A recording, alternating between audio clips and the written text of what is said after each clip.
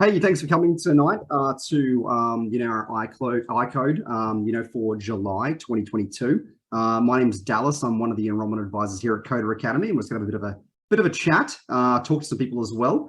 Tonight with me is one of our other enrollment advisors, Lee, who will be on shortly to have a bit of a chat about some housekeeping stuff. Also, we're going to have Sarah Fishburn, who is a previous grad. She's going to come on for a chat as well. Feel free to turn your camera on and give us a bit of a wave, Sarah. And hey, and then also we'll have Emma Bindi coming on as well. And yeah, we have a bit of a chat with her as well, a grad too. But before we jump into that, we're going to do a quick sort of like presentation to sort of advise you on what we have to offer about our boot camps coming up in August and October. So thanks girls. I'll see you real soon. And Lee, I'll throw to you to have a bit of a chat about some housekeeping stuff. Actually, Dallas, I don't have the everyone toggle on the chat still, as it isn't coming up. So I guess for this one, we'll just get everybody to type it to us as hosts and panelists. Yeah, too easy. No worries. Yeah, what we'll have to do is basically just people ask their questions, and we'll put them aside and make sure to reach out, and obviously we're going to read the questions back anyway. Yeah, sure. Hi everyone, welcome. Thanks for joining us in your evening time. We most appreciate it, and we hope you enjoy the presentation, and we hope you enjoy the interviews and get a lot from it, and that it can help to inform your choice of whether to study a bootcamp with us or not. Usually we would get you to toggle the to button in the chat to everyone. For some reason, the settings are not working at the moment. So what we'll do is just get you to type to us as hosts and panelists, and then we'll share your questions in the open forum with the girls later on and get your questions answered where we can. Okay, that's it really. Thank you.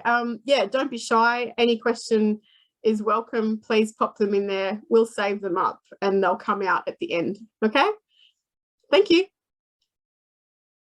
Cool, thanks for that, Lee. So just to reiterate on that, basically, when Sarah and Amber come on for their chat, their little presentation, we'll have a bit of a break just afterwards for you guys to actually answer some questions, to get some questions answered, sorry, that you've asked. But if your questions don't get answered, don't stress out. We'll also have a bit of a Q&A at the end with everyone on screen. So nothing to worry about there. Cool, rightio. Without further ado, let's get started. Cool. Can everyone see my screen? Beautiful. Sweet. Thank you. So yeah, once again, welcome to i.CODE, our virtual event for July 2022.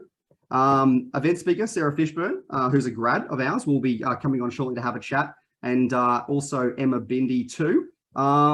Sweet. We'll have a bit of a chat just about Coder Academy boot camps while we're here as well. So Reinvent Your Future, Australia's original coding boot camp. Okay. So you can become a full stack developer in as little as 6 months. Now, we also have a 9-month boot camp too. Just bear with me for a moment.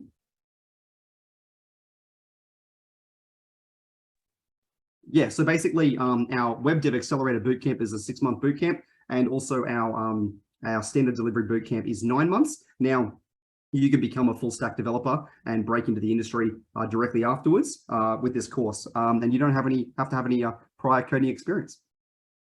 So who employs full stack developers? Quite a few different people actually.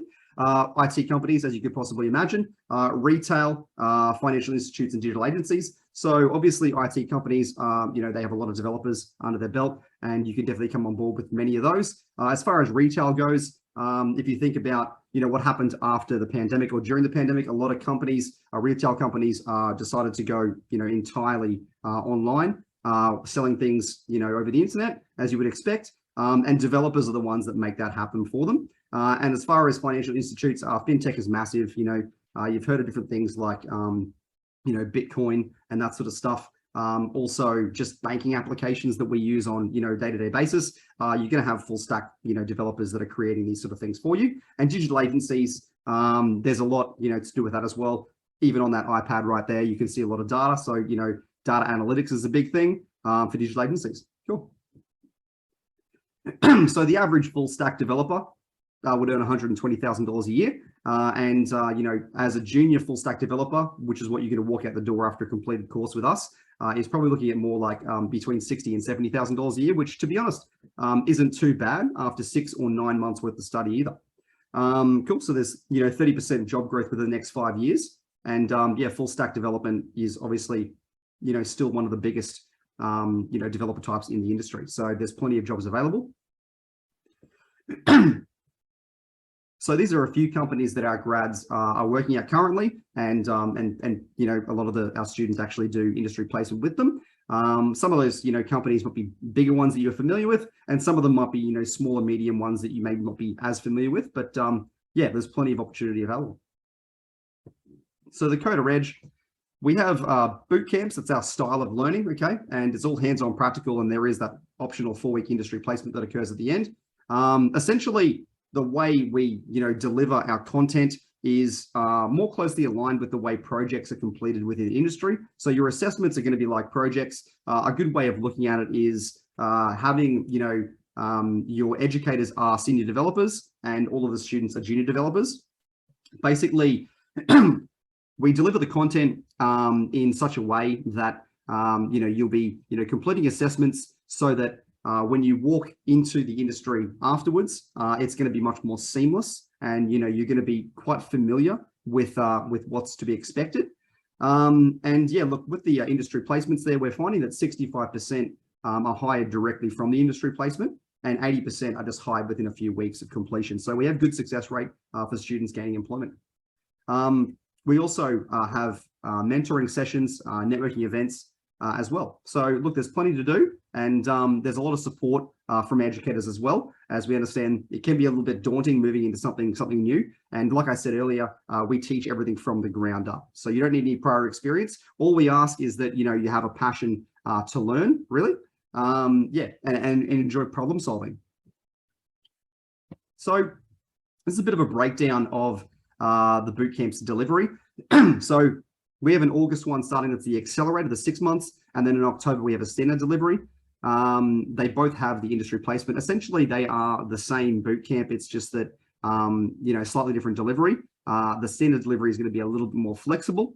Accelerated is more designed for people who are, you know, not currently working, looking to dedicate 6 months to study. And the standard delivery is sort of like available for students who are looking to hold a part-time or casual job, stuff like that. Maybe you've got kids you need to look after. Just basically, you know, is a little bit more flexible. There have been students who have completed the standard delivery with a full-time job, but it's going to be a very busy 9 months. So just, you know, definitely consider, you know, what we have on offer. But essentially, the timetable there for the accelerated one first is going to be, you know, 10 a.m. to 1:45, and that's Monday to Thursday. That's the interactive virtual classes that you'll be logging into online. And then there is the facilitated self-study, which is 23 hours per week. Okay, so that's on top of those live classes. And then for the standard delivery on a Tuesday and Thursday evening, 7 till 9, and a Saturday 9 a.m. to 1:30 p.m. There'll be those interactive live classes, and there'll be 13 hours of facilitated self-study per week. So essentially, those live classes are where you're going to be, you know, learning new content, doing code-alongs with educators. And then the facilitated self-study is where you'll be iterating on things you've, you know, previously learned in those classes to try and brush up on those skills. Now, you can complete this bootcamp, either one of these bootcamps, 100% virtually.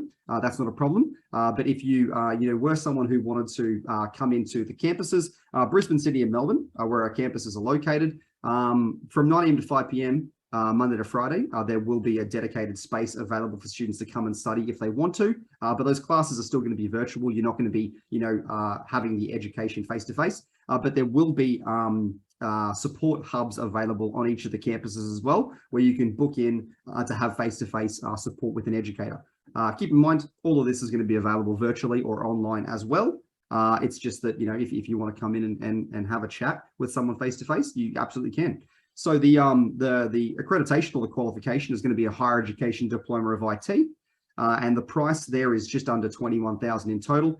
Now that's payable in monthly installments, or because of the accreditation, you're able to gain a fee help government loan to defer that payment as well. So essentially, these are the things you're going to learn. In term one, you're going to be touching on HTML and CSS and building a portfolio website, which is essentially a website that's going to sort of showcase yourself professionally. Okay, and then you'll be doing some Python programming and building a terminal application with that. Keep in mind, if some of these terms are going over your head, like I said, not a problem. We teach everything from the ground up, so you don't need to know any of this sort of stuff. But yeah, and then term two, you'll be using Python with Flask as the framework. You'll be touching on some discrete maths. We're happy to talk a little bit more about discrete maths if you want to, because we know it's a little bit daunting for people, but honestly, it's nothing to stress about. You'll be dealing with deployment, and you'll also be creating a full stack app in Flask, okay? And then term three, you'll be dealing with JavaScript and React.js as the framework, and you'll also be building a full stack web application for a real client. That's gonna be your sort of like major final assessment, where you'll be working in small groups to get that one done. And then you've got the optional industry placement that occurs at the end. Now, just to touch a little bit more on the industry placement, essentially what's gonna happen is you just need to have a first-time pass rate on your assessments and be able to conduct yourself in an interview. And that's pretty much all you need to be able to join us for industry placement. Essentially in term three, our educators, our partnerships team will have a bit of a chat with all of the students, sort of like, discuss, where their strengths lie, find out, what they're interested in, whether it be front-end development, back-end development, or full stack. And then, sort of have a chat about maybe some companies that they, might have in their mind. And we'll do our best to sort of like, land them some sort of industry placement with those companies or a company that's similar. Obviously, we can't promise you every company that you want, but that's sort of that's pretty much the nut of it. So our boot camps are ideal for pretty much everyone, but primarily career changes. A lot of students come on board with our boot camps because maybe they've previously done a degree and they're looking to change career, but they absolutely don't want to go back and do another 3 or 4 years of study. So coming on board for a 6-month or a 9-month boot camp seems like a reasonable amount of time to study in order to change career completely. So a lot of career changes. Upskillers, so people who are currently in tech roles, who want to sort of like, either learn new tech skills or advanced sort of programming or move into web development. So we have a lot of, essentially, a lot of people, talk about software development and web development, all these sort of things. Without getting too deep into it, web development or full stack web development is kind of the future. So there are actually a lot of software developers that are looking to upskill into web development now. So there's a lot of that happening. And obviously, there's a lot of uni students and grads that want to come on board. Some people, jump on board for a computer science degree, find that in the first year, it's running a little bit slow for them. Maybe it's a little bit theory heavy, and they just decide that they want to do something quicker and break into the industry faster. So they come on board for a bootcamp with us. So in our bootcamps, we have like 800 plus hours of hands-on practical coding. There is a little theory, but the theory that, we do have is crucial. For the most part, it's hands-on practical coding, and we teach everything you need to know, to become a full stack developer. So we have a diversity in tech scholarship that's available as well. 3 scholarships per intake, which is 50% off course fees. It's open to domestic students. And if you want to scan that QR code or just jump on their website, there is a bunch more information available too. So you can check those out. They're really cool. Application process, very simple. You just go ahead and apply online. A lot of you, I know that we have spoken previously, and you've got emails from us. So you can apply, via the blue links in our emails, or you can just jump onto the website and click on the apply now button. It's as easy as that. And then go ahead and enroll, and then you start the course. It's very simple. We've tried to simplify the application process a lot. One question that always comes up is the government loan, and how you go ahead and apply for that. The whole thing's tied in with our enrollment process or our application process. So you don't have to worry. Basically, just keep completing it, and we'll reach out with the next step. And there's the website. Check us out. So you can contact a course advisor. There's me and there's Lee. You can reach out to either one of us. I am located in Brisbane and Lee is located in Sydney, but realistically, call whoever you want for a chat. It's all good.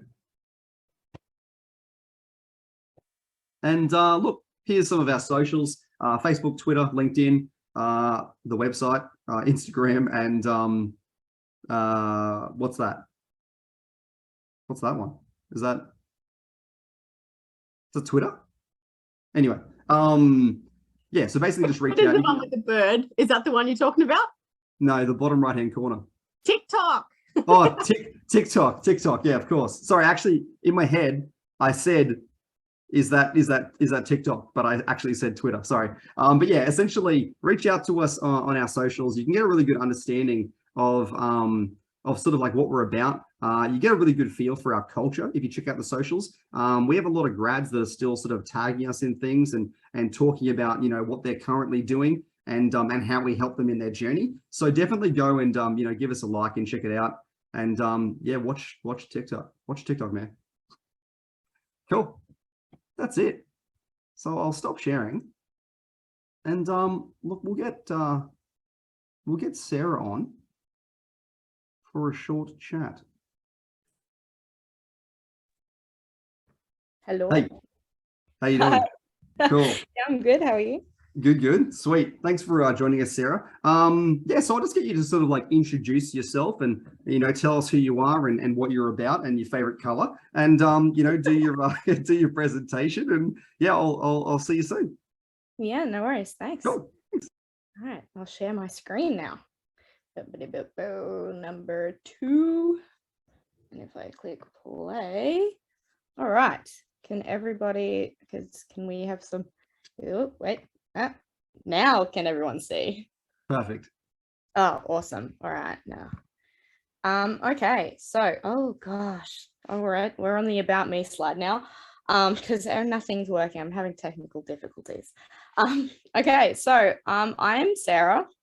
I am a graduate Brisbane fast track student from 2021. So I graduated almost, what is it? It's the end of July. So basically almost exactly a year ago. Yeah, exactly a year ago last week. And since then I've gotten a job. I got a job a week out after graduating as a full stack developer, not a full stack, sorry, a front end developer for CODE Nation, which is an organization that builds websites, or a company that builds websites for progressive organizations, so like Greens candidates, and we've got unions on board, we've got Australian Men's Health people, things like that.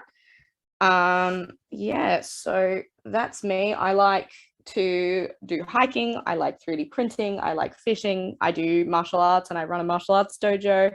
Lots of fun stuff about me. And I don't have my notes, so I'm freaking out a little. All right, next slide. All right, so why did I pick Coder Academy? So just before the pandemic hit, I met my partner, my now partner, Nick, who went through Coder Academy in 2019. And he has like a giant group of friends who also have gone through Coder Academy. And I've met so many different graduates even before starting. And they all have amazing jobs. They get paid really well. They're always happy. They've got super good flexibility. Yeah, and I'm looking at it thinking, I need a piece of this pie. So at first I was super hesitant because like it's a big risk. Obviously, you're jumping, especially if you do fast track, you're jumping straight into it. You don't really have time for a job, so you have to save up, and you don't have a job for 6 months. But eventually they were super encouraging, and you know, it ticked all the boxes. It's a classroom setting. In other words, like virtually, it's like you talk to the educator, they talk to you, you talk to your classmates, rather than it being uni where you just get talked at. It's only 6 months, which suits my attention span. Yeah, it was just pretty much great. It was perfect for what I needed. And yeah, so I did eventually go on and actually do that.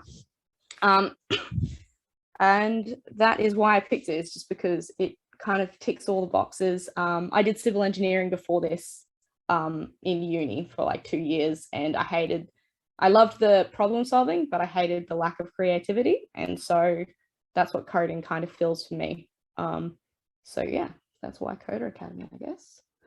All right, so the road so far. So first day I walk into class, although obviously it's online now. And we jump basically straight into it. We set up our computers, and then like a week or two later, we're on our first assignment. And before you know it, we finish the course in 6 months.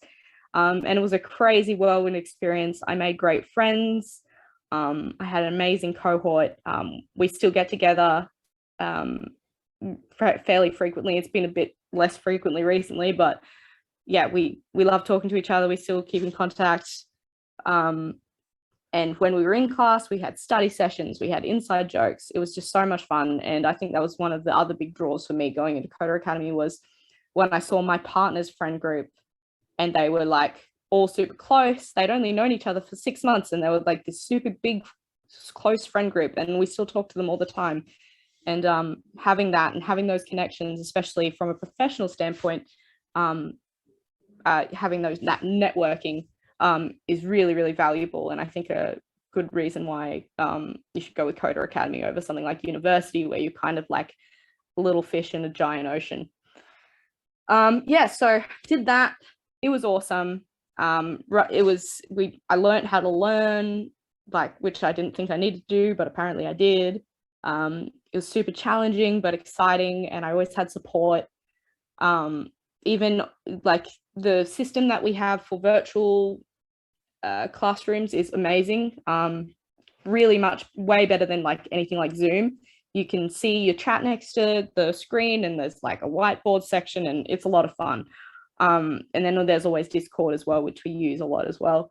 Yeah, and so I did all that. It was super fun, had a whirlwind of a time, and then graduated. And I was freaking out a little because I had an interview on my last day, but I hadn't gotten a job. But then a week later, I'd gotten a job. And so it pretty much the entire cohort. I don't know anyone in my cohort who doesn't now have a job. There might be a few, but I don't know any of them. And they're all really good jobs too. So yeah, I got a job straight out. Now I work at Code Nation, and it's an amazing experience. Super flexible. There's another thing. I'm in Western Australia right now, actually visiting some family, which I never would have been able to do with my job before. But being able to fully work from home and do what I love, I get to work with amazing clients who are actually making a positive difference. And yeah, I get to contribute to that, and it's super rewarding. So if you can find a job that's super rewarding, and that's kind of very common in software development, you're winning, and I think I'm winning at the moment. Yeah, so that's kind of me. I've gone through Coda, had a big experience, got a job straight out. I get decent money now. I get super flexibility, and I just get to live my life super happy, rather than before Coda, where I was poor and a bad uni student and then a bad call center employee. So much more fun. But yeah, so thanks for listening to me ramble without my notes. I hope you got something out of it.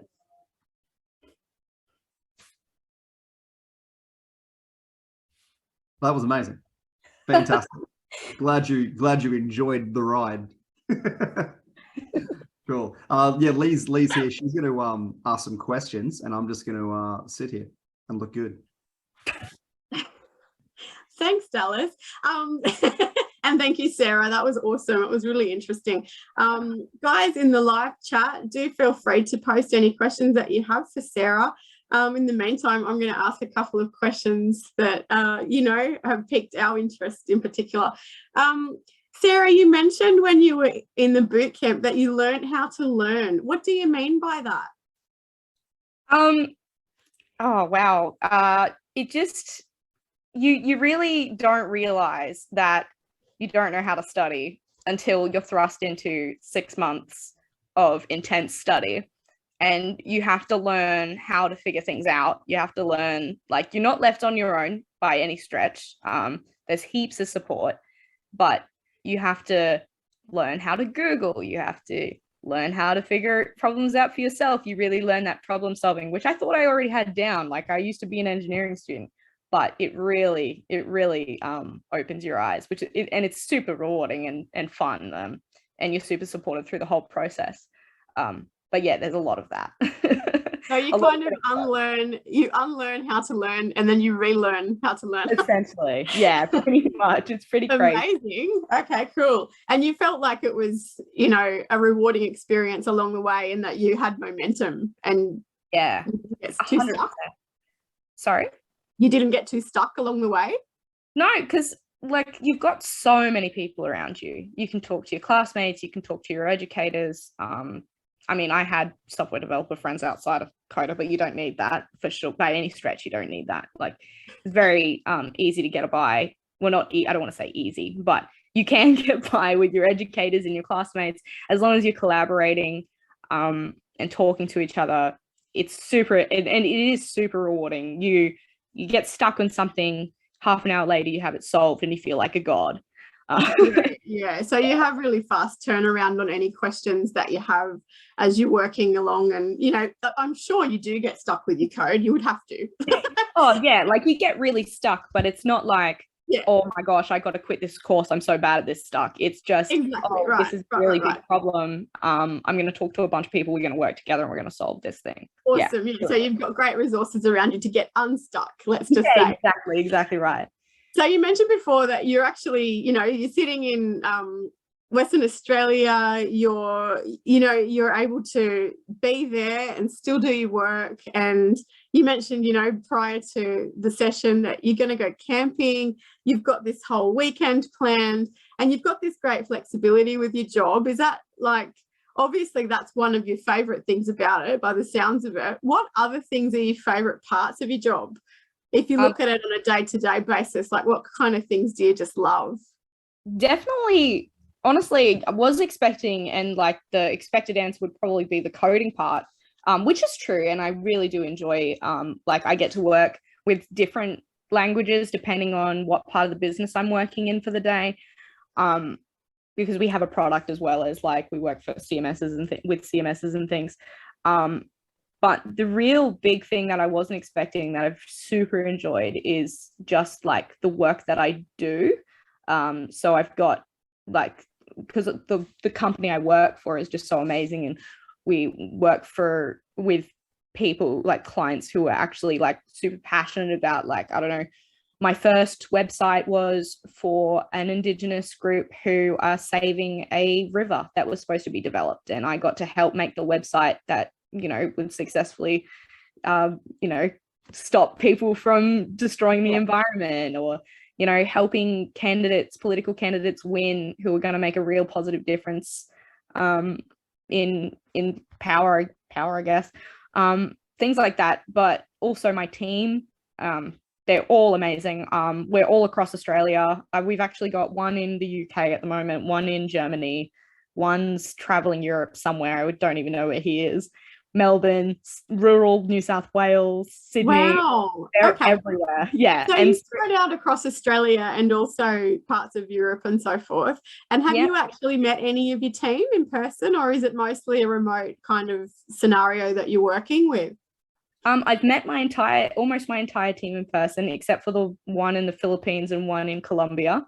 But yeah, we had like a dev retreat earlier this year on the sunny coast where we all got together and we co-worked, but most of the time we're super remote, and it's fine. Like, it works perfectly. We have the tools that we need to make it work, and it feels like they're in the room. I've got one of my main managers is on the sunny coast, so we get together in Brisbane and we co-work together in the library every now and then, which is pretty good. So you get a little bit of everything. It's really good job. Yeah, that's awesome. So, you know, Coda providing online virtual classes then would be, you know, good preparation in a way, and also offering remote internships. It's a good preparation for what people could potentially expect, or maybe majority expect. I don't know. Is it mostly that these remote scenarios are what people are moving into in tech? Pretty much. So out of my friend group of like, I don't know how many Coda graduates, like 40 or more Coda graduates that I know from my cohort, and like my best friend's cohort, he just graduated last week, and then I've got my partner's cohort. Guys, for those of you watching this from home, Sarah actually said before we started the presentation that she basically lives with a whole bunch of people who are Coda graduates. It is ridiculous how many people she knows have been through this course, and she has like one friend who hasn't done the course. So we were just laughing about that and saying she should come and work for us in sales. But anyway, It's like a Cool. little cult that I've started in my household. It's pretty great. We love your cult. It's awesome. I might just ask one more question then, if we don't have any others coming through. And then I guess we can move on to onto Emma's presentation. What advice would you give to someone who's maybe looking to do a coder bootcamp as their way of moving into, into a career in the tech space? Yeah, I thought about this question before because my last time I was on, my main advice was do your workbook. Please, I beg you, do your workbook early because you don't want to get stuck on that. But also take the dive in the first place. Definitely 100,000,000% worth it. It's an accredited course. You can get it loan, like you can get a HEX loan. Just do it. It's so worth it. But Sarah, can you just tell the people who are watching this what the workbook is, because they're not going to know what that is. That's fine, but yeah, can you just unpack that a little bit? Like, what do you have to do with a workbook? Yeah, so basically, a bunch of questions. Like if anyone's ever done like a certificate before, I suppose you'd find one in like, you know, how you have to do a big workbook and you ask questions. But basically, rather than having to sit and do boring theory every day in class, we get to actually code in class, and then we have a workbook that we take away, it has questions, and then we answer those questions, and that's one of our assessments. But they're bigger than you think they are. I promise they are bigger than you think they are, but they're fun and you can get them done easily. It's not that bad, but it's better than doing it in class for sure. But I tell you to do it, please. But sorry. No, I was just going to say, it sounds like that's great advice. You're giving people a heads up before they start the course. Yeah, and like that was my old piece of advice. But thinking it through, especially with newer cohorts being all online, my biggest piece of advice is reach out to each other and talk to each other and make those friends and make those connections that you want. You want friendships, but you also want networking experiences and opportunities. You can still have valuable friendships without having to see them face to face in a classroom. And I really, really encourage that as well, because I think that's a very important part of the Coder Academy experience. Yeah, like versus uni, where you just, like, as I said in my presentation, a fish in the sea. You're actually like, you're in a fish bowl, not the sea. So make the most of it. Oh, thanks, Sarah. Thanks for sharing your Thursday evening with us and your insight and your experience. I'll let you go. I will disappear and you do the same. And I think Dallas is ready to introduce Emma. Too easy. Yeah. Look, thanks for coming, guys. And stick around, Sarah. I'll have a bit of a Q&A at the end. I will touch on that workbook though as well. Look, the workbook, no one likes the workbook. It's all about time management. Of course, Emma likes it. I loved it. I was just going to say, before Emma jumps on, it's really good to see two different perspectives, because I'm pretty sure Emma made a lot of friends along the way as well. And it was very different circumstances. Like Sarah was entirely in class on campus, whereas Emma's was entirely virtual. So yeah, without further ado, Emma, I'll throw to you, have a bit of a chat, and we'll see you soon. Sounds good. One sec, let me share some slides. Righto. So hi guys, I'm Emma. I'll start with the before I do the after. So my background, I completed the February 2022 bootcamp, finished up in August. So that's what's now called accelerated. So it used to be called fast track. I came to that as a career changer. So I'd 10 years, I'm old, 10 years earlier than that, had done a degree in finance, so accounting, worked many years in that, and got to the point where I was incredibly bored with finance and with that role, and I was looking for something that could combine like creativity and logic, because I definitely have a logical brain, but I was tired of doing repetitive tasks. But before Coda, I didn't have any experience. I started to play around with a little bit of web dev, like literally just some online tutorials, but I was definitely an absolute beginner. then I can go to after, so where I'm at now. So it's been 2.5 years since I started, so two years since I've graduated. I can't really believe it. It's flown. They've been, yeah, the funnest 2 years of my life. I'm now a full stack developer at a large consultancy. They're worldwide. I'm based in Melbourne team. This is not the company that I first started at after finishing the course. So I've already switched companies twice, but absolutely loving it. What I do at the moment, for example, I'm working at a big four bank, really. I'm consulting to them. I work on the Get Help platform. So in my role in particular, it is different from front end. It's definitely more full stack and probably even back end heavy. I work usually on very large enterprises, banks, government organizations, super funds, like really big businesses, and do a lot of automation. And that was probably my biggest passion before going into Coder as well. I brought all that experience from my prior years working. I always wanted to just make things better, improve things, digitize, automate, and actually do that with code. So I use Apex, which is pretty much like Java or object-oriented programming language, JavaScript, my day-to-day job, SOQL, which is just a spin-off of SQL, obviously CSS when I'm doing anything front-end. That's where I'm at now. I could talk about some of the projects that I've worked on in the last few years and different industries. I have stuck a lot to finance because that is definitely my expertise and sort of where I'm passionate about. I've worked in lending, so in financing space, and then also mortgage broker, and now in a bank, a big four bank. I've also done some work for not-for-profits, a couple of different not-for-profits.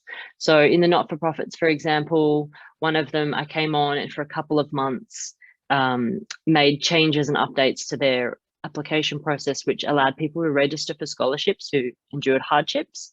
And then those scholarships would go through. And then I also built the back end of that, which would help the staff assessing, the likelihood of that person being able to get the scholarship or tracking their payments. So real end-to-end, very much front and back end. With the mortgage broker, I did an integration I created a package so that the builders that were their partners could actually easily press a button in their software and it would send details to the mortgage broker so they could share information really easily. At the finance company I worked for, I very much built out the customer portal. So you'd log in, view your transactions, update your bank account details. Also did a lot of work around the registration process, which involved a lot of obviously highly sensitive data, uploading of documentation and all of that. What else? I don't want to get too technical, but a lot of it was just REST integrations as my main day-to-day REST integrations, and then front-end components using a framework extremely similar to React.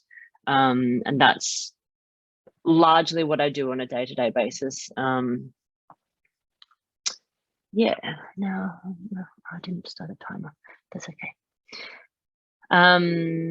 What I found useful from the bootcamp. So there was a lot of things. I really feel like what I learned in the bootcamp, practical skills, really set me up to, instead of spending a year or even an extra 6 months being a totally lost, freaked out junior, I really felt like I hit the ground running. I was contributing in teams and really understood what I was doing faster than I expected, and even the people that hired me, I think. So just had a lot of practical experience, even as simple as being confident with Git and understanding how to use the command line. They were all things that were included in the course, which is probably unheard of at university. On On the theory side, though, I did still learn a lot that's been extremely useful, especially when you get into more the solution side of things, or if you're sitting an interview. That's always where people go to. It's object-oriented programming, it's MVC, it's relational database models, and things that understanding. I had also the mathematics that really helped just in my day-to-day job, and especially with interviewing. The network, so yeah, I have still my best friend actually was the guy that I did my my last project with. We catch up on a weekly basis. He's now a React developer. So I've definitely kept in touch. Did make a lot of great connections. Other things as well along the way that I gained skills like public speaking. I found that really useful and really helped to actually prepare you for the workplace. And automated testing and some different testing frameworks. That was great to get some experience with. The experience I had with Jest, for example, when I went into my workplace, I just relied heavily on, I'd use that in my assignment. So I was able to very quickly be able to apply that. And have I've got highlights and hot tips. So I'm probably pushing it for time, so I'll just summarize. But for me, making the career change, biting the bullet, dedicating 6 months, you could do the 9-month version. For me, it was definitely the best career decision I've ever made. I'm glad I chose Coda. The pace also very much suited me. I was fully immersed in what I was doing. Everyone was just passionate about getting us upskilled and writing code and building things at like lightning pace. I got a lot of confidence from that because it wasn't just taking in theory, but you actually got to apply and see your skills grow over that time. As mentioned before, I started in Feb 2020, as we all know, the year that was. So the first probably 3 weeks were in classroom, and then the rest of it was all online. So I found the experience online. There was even some days I actually forgot we were online and we weren't in class. It was very seamless. We stayed in, like, you are just on a call all day. You get all the information you need. You never feel alone. It was, it actually worked out pretty easy for me because I saved a bit of time on commute that I dedicated to doing that notebook that was mentioned earlier, which I did really enjoy. And it was also fun. We did little games throughout the days, little quizzes. One of the things I really enjoyed as well was we would share at the end of any projects or sometimes at stand-ups on what we're all building. So we would be inspired by different people and learn and see all the different things that others were creating.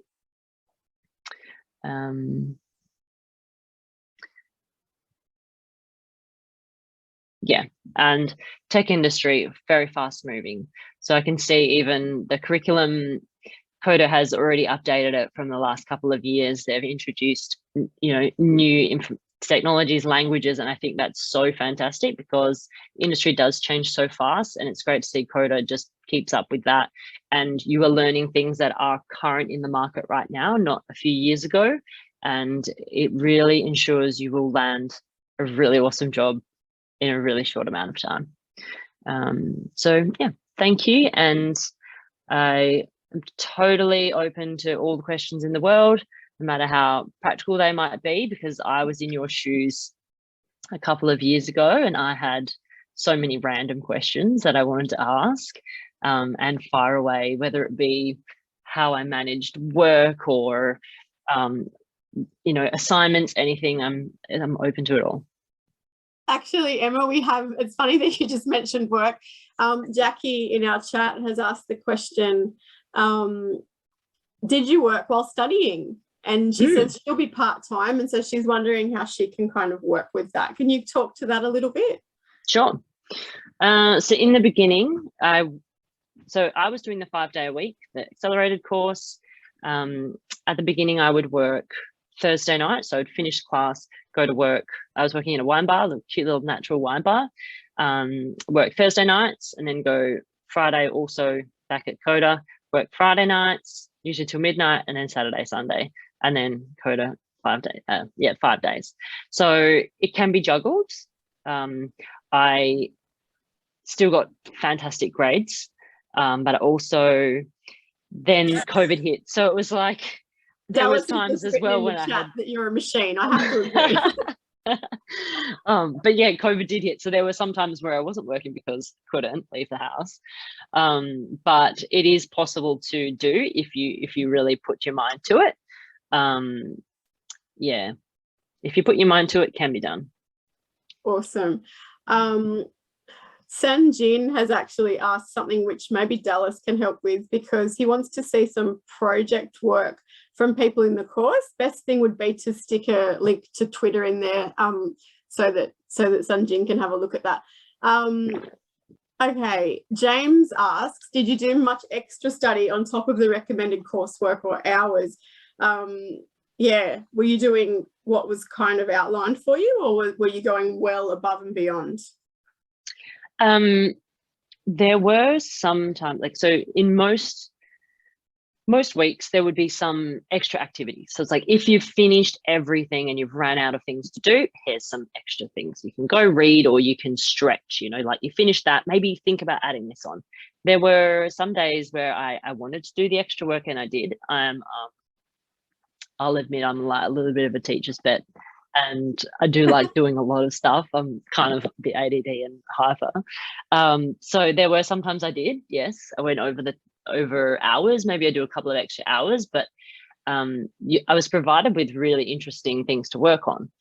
But most of the time, I think overall, like outside of class, between maybe, I don't know, 5 to 10 hours is more than enough to get any extra work done at a really high standard, whether that be assignments or extra research. I think that would be more than enough. Awesome. So look, a lot of women that we speak to, they say, they feel like tech isn't the right field for them because it's sort of got a stigma of being a male dominated industry.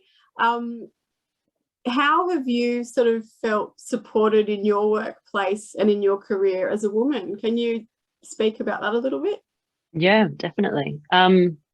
My experience, I mean, I've been in tech only for a couple of years, but I feel like it has really changed.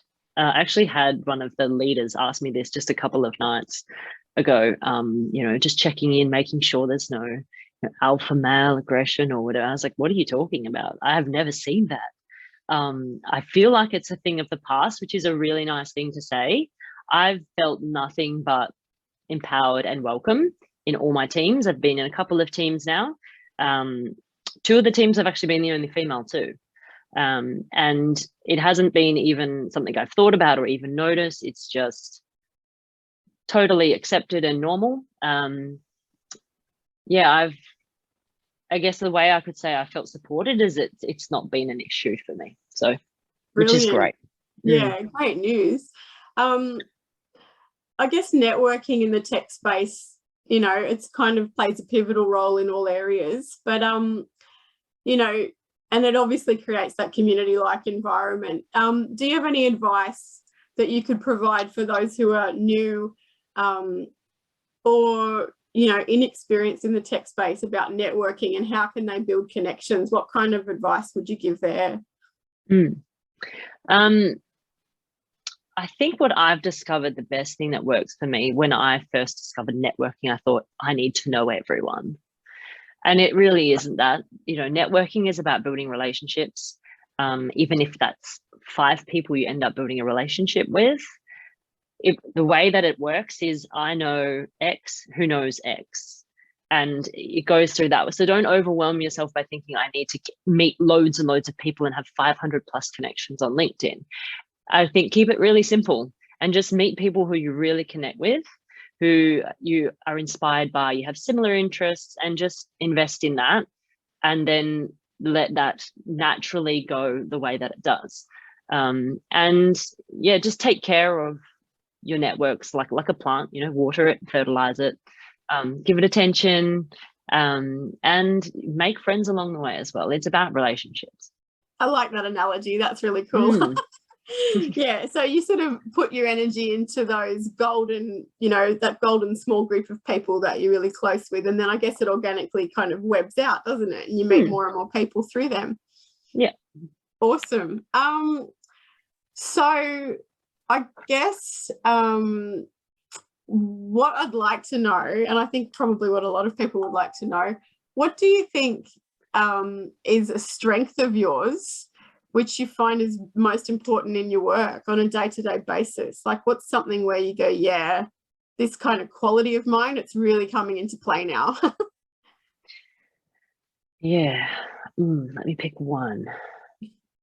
I love that you've got a few in mind. I've got a few, but like my favorite that I see day to day.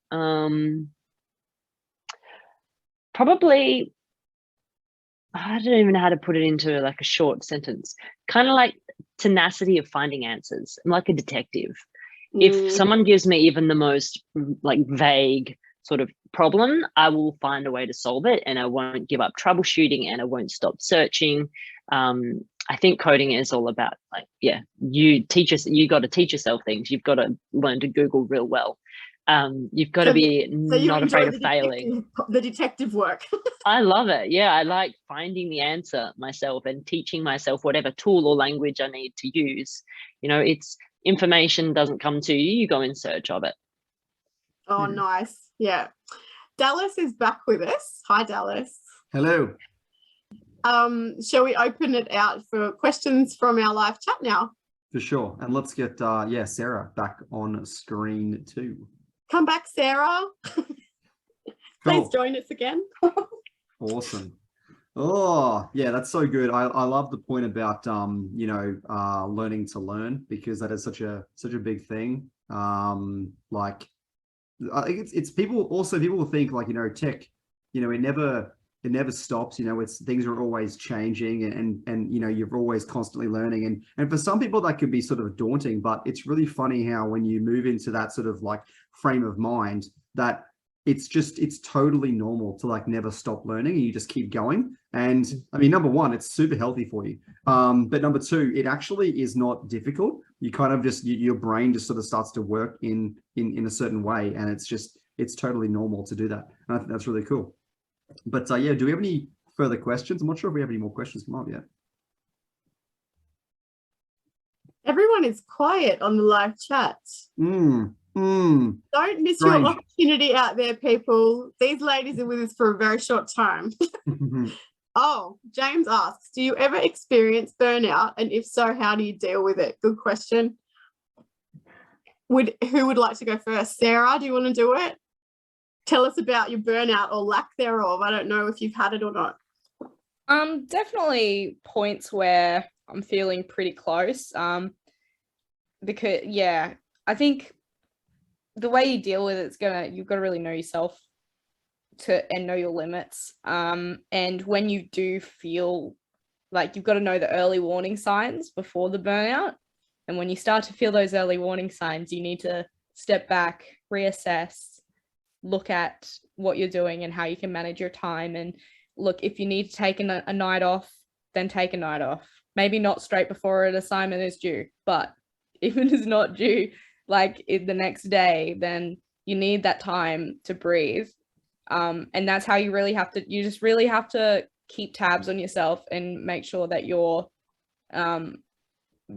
noticing and paying attention to the signs, so you don't get to a point where you feel like you can't go any further. So Sarah, you're referring to actually taking the boot camp when you're speaking about burnout there? Yeah.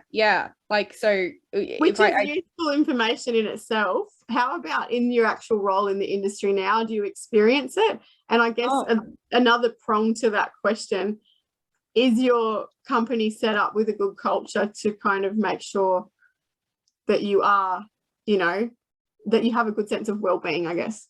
Oh yeah, we have meetings every Monday, and one of the questions on that Monday meeting is always like, we always have the question, how is everyone feeling about their workload? And that's every single Monday we get asked that question, And if we're not feeling great about it, we can like talk about that. They're super open. I can talk to them.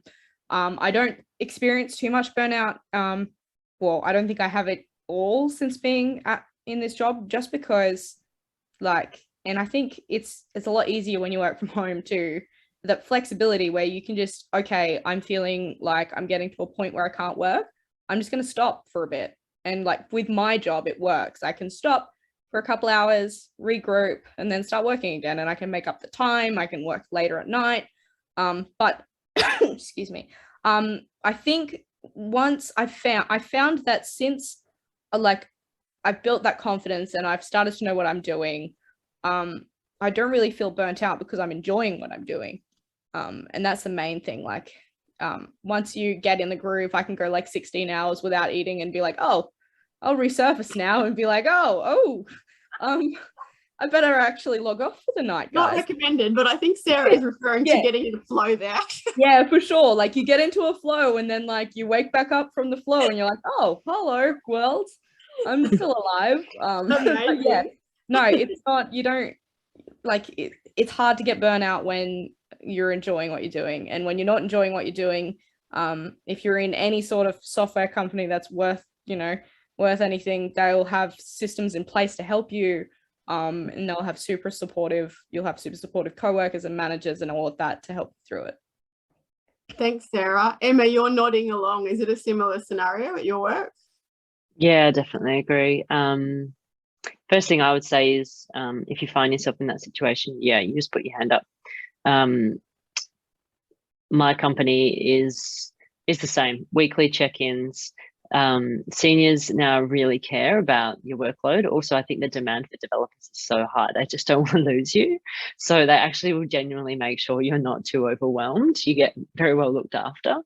For me, I've just had to learn to have like a shorter time frame and expectation of any like projects or things that I give for myself, not think too far ahead, and not be really concrete, like I must do this. It's like I want to do that, and change sort of my perspective on things. The only time that I experienced burnout was in a project last year, and I think that was more related to the lockdowns and the people I was working with, and so that was just a bit of a insight for me, and it was very easily dealt with. I just chat with my manager and said I just can't work with this person anymore. So yeah fairly, I mean, it happens, doesn't it? It comes up occasionally that we'll all have a moment like that. We'll just touch on burnout with the boot camps a little bit as well before we move on to the next question. But, essentially, look, you gotta, just be really careful. Not everyone is an absolute, machine like Emma. We do recommend to take on the accelerated version without a job. We don't want you to burn out, obviously, and you can do that. And look, realistically, it's all about, thinking about it and balancing yourself. You don't want to set yourself up for failure either. So don't take on too much. If you think that you can handle the accelerated intake with a job, if your job is flexible, obviously you need to attend our classes. Then go right ahead. But essentially, we do recommend to just do that and nothing else. Because outside of the classes, you do have a set amount, like a 23 hours worth of self-study that needs to be completed. And some people don't have time. If you think maybe I'm not gonna have a job, but maybe I might need a little bit more time to sort of like get this stuff, like let this stuff sink in, jump on board for the standard intake in October. Do that without a job. Like it just gives you more time to work through, problems. So just, set your expectations realistically, because we don't want you to burn out. And what I find is when people like are working to live and they're studying as well, if you burn out, you're going to drop study because the other one's paying you. So we don't want that to happen, right? Come in with realistic expectations. It's going to be full on. It's a boot camp, and you have to work, and we totally get that. But just make sure you're choosing the right course for you. Luke is asking, can you walk away from the course with some sort of folio, even as a novice who currently does not have a folio? What are we walking away with when we walk away from a boot camp, guys? A burning building. with sunglasses. Like, yeah, anyway, yeah.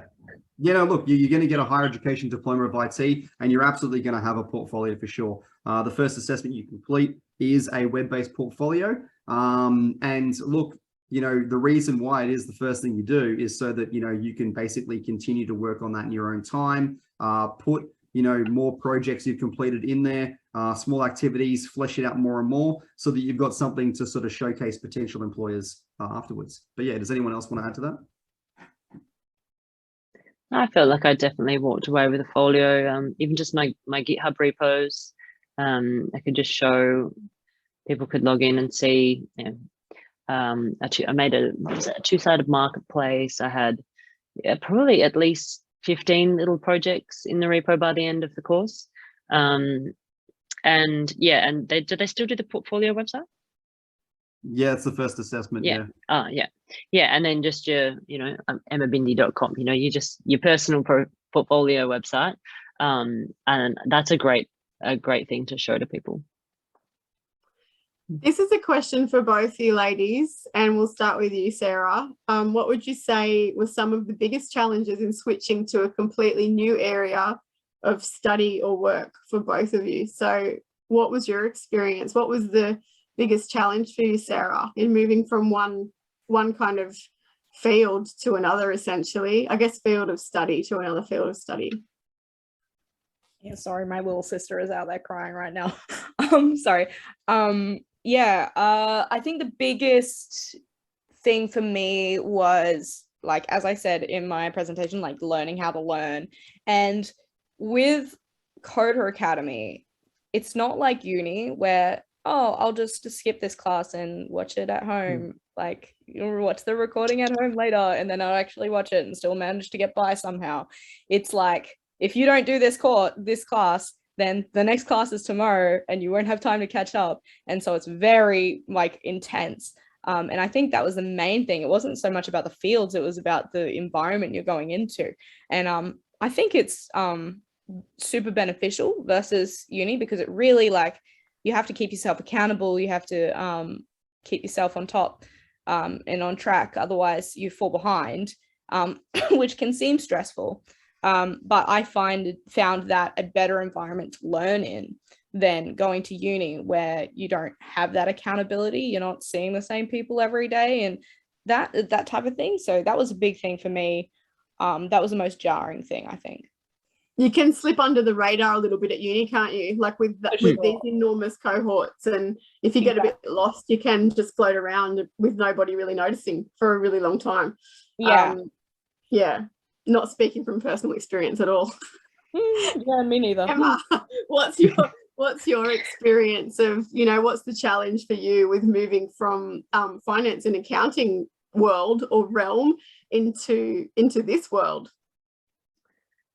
Yeah, so only a couple. It wasn't full of challenges. It was definitely a really easy transition.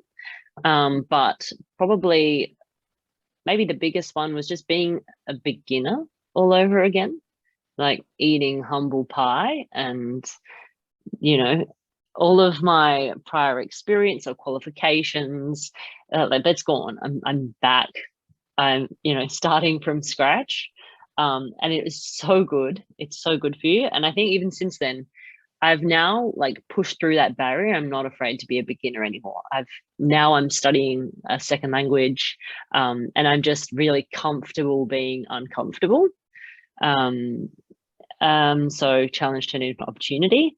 The other one was probably just all the unknowns. So you go into a new industry, and like, I even remember towards the end of the course having various job opportunities and not knowing what they actually all are. Like, what do people do all day? Like, I just don't understand this industry. I don't understand this job. Like, tell me literally, what do you do all day? I don't know the difference between this job offer and this job offer and this industry and this tech stack or framework.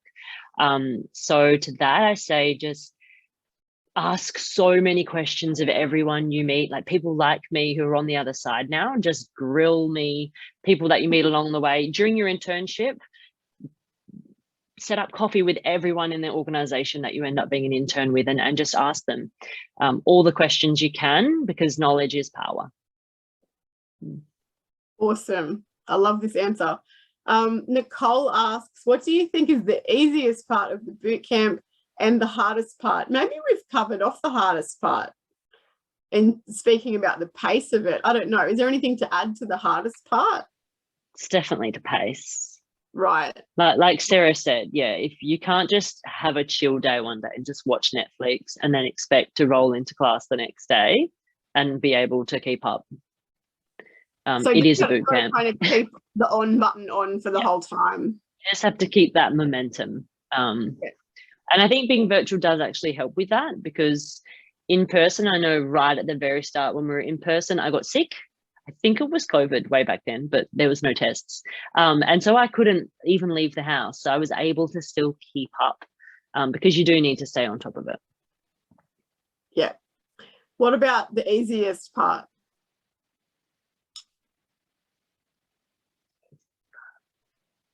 Oh no, there's no easy parts. No, I keep my brain goes to fun. When you say easy, I'm trying to think of what's easy. I guess it's going to be different for everybody, right? Depending on on your own strengths and weaknesses and what you kind of connect with, I suppose. For sure. Yeah, I was going to say it's kind of not like the coding industry side of things, but for me, I always had difficulty making friends. And that is the easy, like it's so easy in Coder Academy. You just have to talk to them. You're in a group of 30 odd people, however many, I don't know how big the cohorts are these days, but you're in this group of people who are all there for the same reason, who are all like-minded, and you will find someone in there that you click with. Like and I know I've went into the course with maybe 3 friends. I've come out of the course with like 40 friends. So it's like that. It's really, and I think, yeah, it is important for the professional side, but that was the easiest part for me, which isn't necessarily like as on topic, but yeah. No, I disagree. I think it's very much on topic. I think it's important to feel that you're part of the community and that you're supported and you have peers there. I reckon it's on point for sure. And that's amazing to hear that, you made so many friends in the bootcamp. That's so good. I think, yeah, look, making friends is like, a really easy way to network as well. And even to be honest, if you go to a few, like, people are really sort of like, they think that networking events, industry events are kind of a little bit daunting as well, but they're totally not. Like, if you ever go to an industry event and you just have like beers and pizza and there's a bunch of people there, and then you talk to one person and then you might see them again, and everyone just ends up like knowing each other, and and the networking is really just expanding your friend circle. So I think it's a really easy thing to do in this industry. Yeah, even outside of studying at Coder Academy. It's a really it's a tight-knit community. Yeah. We've also got a question from Divij. He's asking, does the course focus on interviewing for jobs and general job assistance? So a bit of a push, a bit of help with what we can expect to see once we actually get into the industry. Yeah, it does. So yeah, essentially, I've lost the question. Yeah, cool. So what happens is, like, essentially this is all sort of term 3 stuff. When you start talking with the partnerships team, they do have a chat with you. We do go over things like how is your, obviously when you're going to be reaching out to different partners in industry, we want a few things from you. One of them will be your web-based portfolio. The other one will be a CV or resume. Another one will be a link to your LinkedIn, link to your GitHub, maybe a link to your Twitter if you want to provide that as well, because Twitter's a massive thing in tech. We haven't touched on that so much, but just jump on and you'll see. But yeah, those are the sort of things you need to provide, and the partnerships team will actually sort of help you out with a few things. Obviously, your portfolio, hopefully that should be as as good as you can possibly make it at the time. And as far as your resume goes, we'll definitely help you with the resume as well. If your resume is sort of looking flat, maybe it's laid out poorly, maybe it's just too big, too long, or maybe there's sort of like a lot of irrelevant information there. We'll sort of like help you work through that and make it as best as it possibly can be. So we do help with that sort of stuff. And, you know, with the industry placement, what happens is, you know, we try to, you know, align yourself with companies as best as we possibly can that are going to work for you. And then when it gets to the actual interview, it's up to you. You know, we you know, line them up, you knock them down. That's how it works. You know, we can only hold your hand so much. Another thing that does happen is even after industry placement has occurred, companies do reach out to us with, you know, offers, like job offers they happen to have. And we do occasionally swing those offers to grads that, you know, may be looking in the industry still, or also some people that are like in industry placement. We'll just sort of like pass them on, and there's sort of like Discord channels, you know, that are associated with that. So you can, yeah, you can definitely have a look at that sort of stuff. But realistically, you know, once we're past industry placement, it's up to you. You're on your own then. But you know, you will definitely have the skill set to be able to succeed in getting a job, you know, in the industry. You will be a qualified junior full stack developer. Believe me, it's kind of hard to sort of like see it now. Even after a month in the boot camp, you learn so much. All right. Yeah. So yeah, by the time you get to the end of it, you know, you'll be great. Don't stress about it. Okay, and what else do we have? Have I covered everything? Is lecture attendance mandatory? Sanjin is asking, and would like some more information regarding assessments and fail pass criteria. Yeah, so essentially, look, I think it's an 80% attendance is needed to pass the course. But realistically, if you miss like, you know, 3, you know, interactive virtual classes in a row, there's a good chance you'll fall too far behind to be able to succeed. It can be quite intense. You do need to attend those interactive virtual classes. It's when the new content is delivered, and it's also when you'll be doing code alongs with educators. Now, they are recorded. People get sick. These things happen. But yeah, you do need to do your best to attend these classes. Obviously, you know, the flexibility lies in the self-study. We've changed sort of the schedule slightly since our guest speakers have actually been part of the Coder Academy, right? So we've changed it slightly so that those interactive virtual classes, they are more important than ever, because a lot of the stuff in their classes was a bit of a combination of delivery and sort of like, you know, iterating on things they've learned previously, whereas the iterating almost isn't there anymore. That is all in the self-study area. So it's very important you attend those classes. As for the criteria, look, when it comes to assessments, okay, they follow a thing called the rubric, okay, and it's very simple to follow. Essentially, you just need to go through it step by step and make sure that you hit like the pass. But what it comes down to, I think is it pass, like fail, pass, credit, distinction, Fail, pass, distinction. credit, distinction, high distinction. Yeah. So that's what it is. And as far as the assessments go, like I said sort of earlier, we can talk more about this, you know, over the phone later, or via email. But essentially, you know, you'll be doing a web-based portfolio.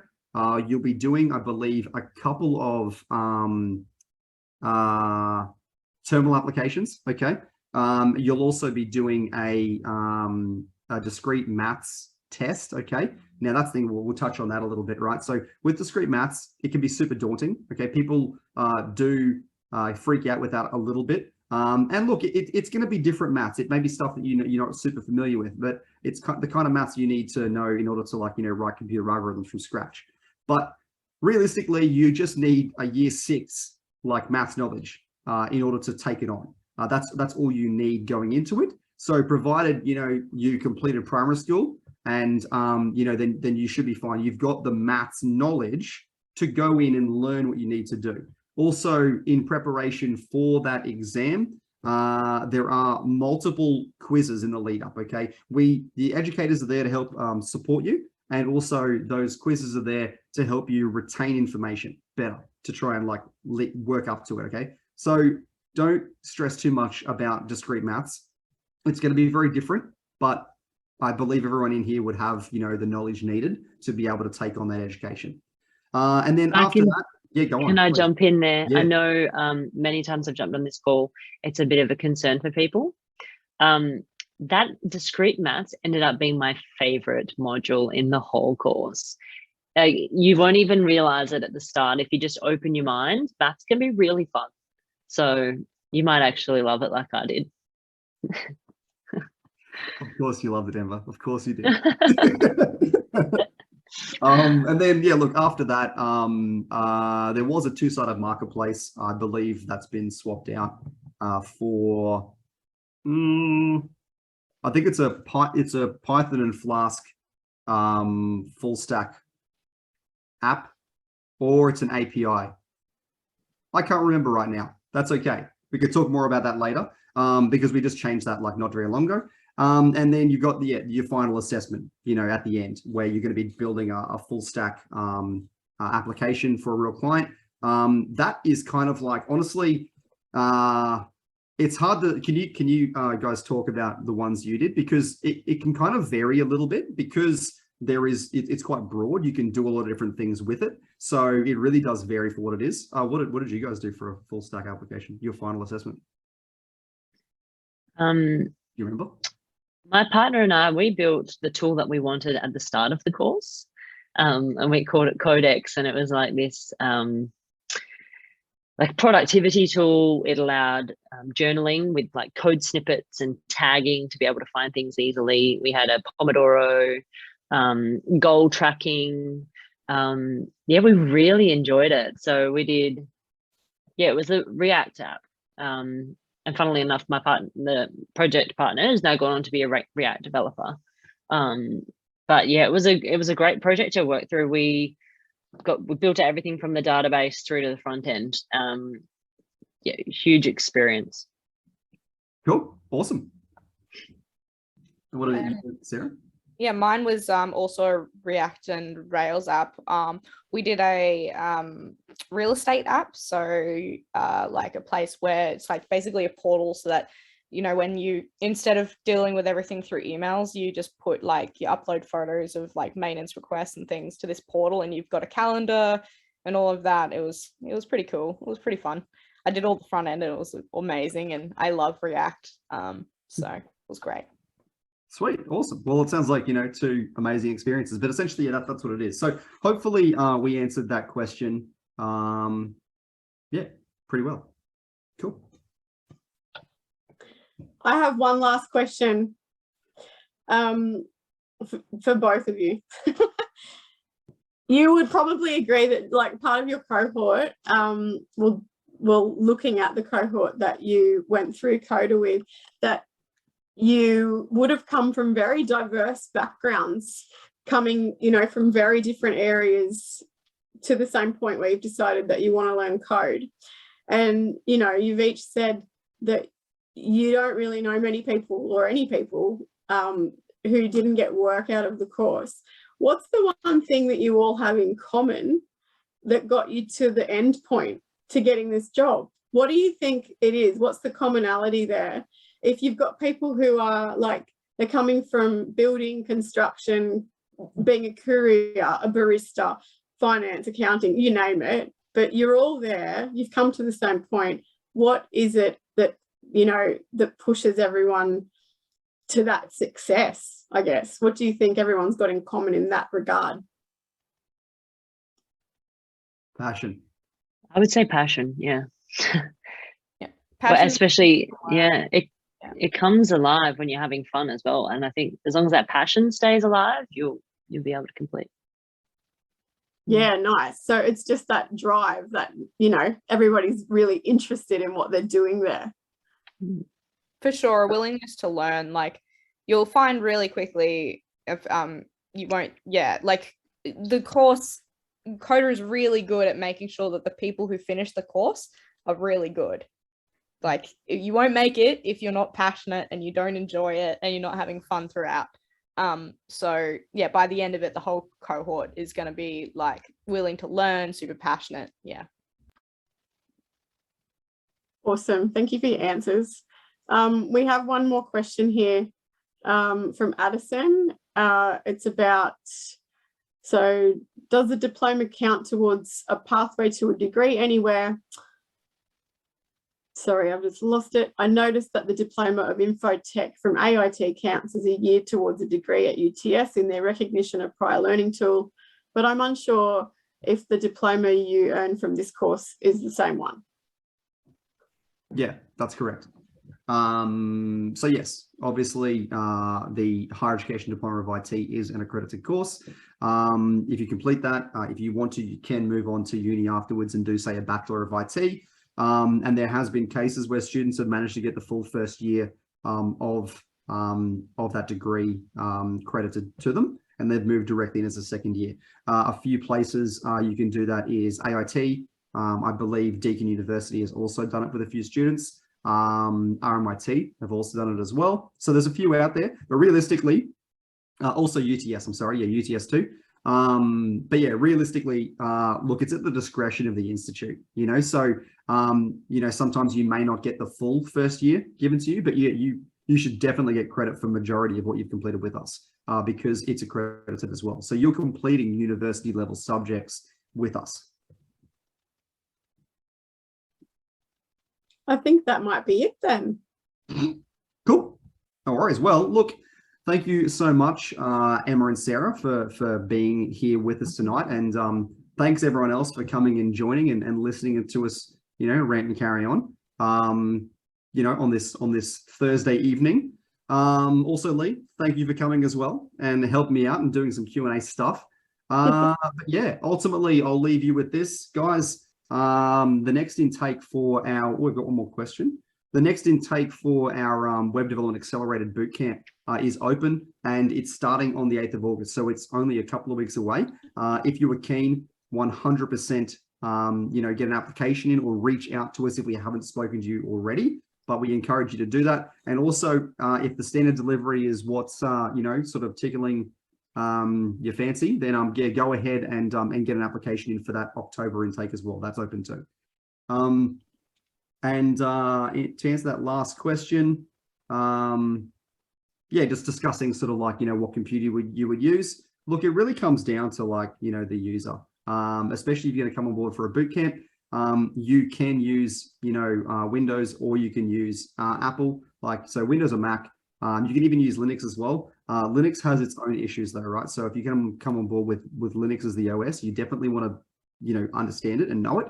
But ultimately what I say to students is, look, come on board with a computer with an operating system that you're familiar with. The last thing you want to do is, you know, if you're Windows through and through, and then you go out and buy you know, a MacBook Pro because you want to, you know, you want to do that, you know, it's not going to be a good time to try and learn to use a Mac while you're doing this boot camp. Okay. So, you know, you can figure that out later on, but just choose an operating system you're familiar with. But ultimately, a computer, like a laptop that's maybe 2016 or newer, 16 gig of RAM is recommended. It doesn't need an overly big hard drive because a lot of the stuff you're using GitHub for a lot of things, and you don't actually need to install too much. But that's what I sort of suggest. You don't need anything too powerful. You're not really using it like a server. Yeah. Anyone else got any other things to say on that? I got by with a MacBook Air because it's all I could afford at the time. So yeah, you'll be fine with whatever you've got. Cool. Awesome. Rightio. Well, look, it's been beautiful. Thank you so much. I think we'll call it a day. Thanks all. See ya. Thanks for joining us. Bye.